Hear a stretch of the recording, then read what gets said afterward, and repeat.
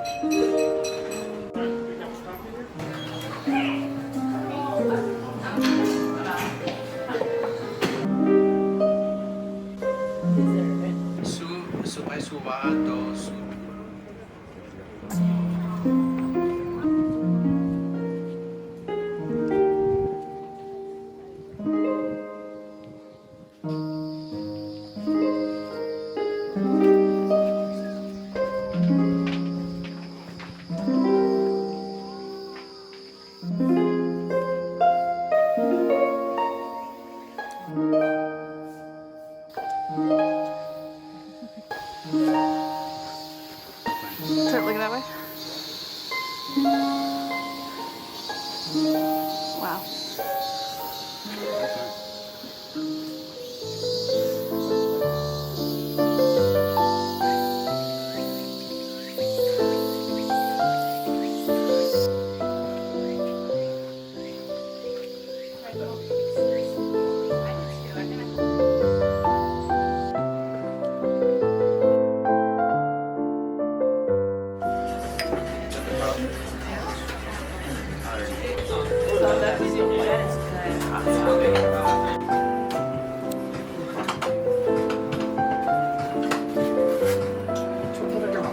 Susan was spot on.